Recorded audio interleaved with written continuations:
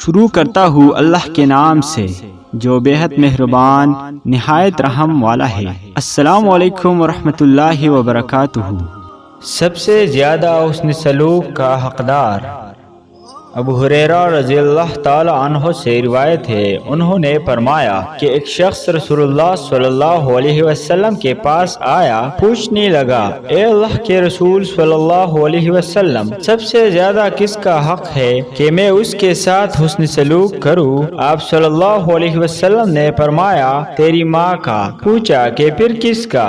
آپ صلی اللہ علیہ وسلم نے فرمایا، تیری ماں کا۔ پوچھا پھر کس کا؟ آپ صلی اللہ علیہ وسلم نے فرمایا، تیری ماں کا۔ پوچھا پھر کس کا؟ آپ صلی اللہ علیہ وسلم نے فرمایا، پھر تیرے باپ کا۔ ایک صحابی نے رسول اللہ صلی اللہ علیہ وسلم سے سوال کیا کہ میں کس سے نیکی کروں؟ آپ صلی اللہ علیہ وسلم نے فرمایا، اپنی ماں سے، پھر اپنی ماں سے، پھر اپنی ماں سے، پھر اپنے باپ سے۔ مقدام بن معد یکرب رضی اللہ تعالی عنہ فرماتے ہیں کہ رسول اللہ صلی اللہ علیہ وسلم نے فرمایا، اللہ پاک تمہیں وصیت کرتے ہیں یہ کہ تم اپنی ماؤں کے ساتھ اچھا سلوک کرو۔ یہ بات آپ نے 3 مرتبہ فرمائی، پھر فرمایا کہ اللہ پاک تمہیں وصیت کرتے ہیں یہ کہ تم اپنے باپوں کے ساتھ اچھا سلوک کرو۔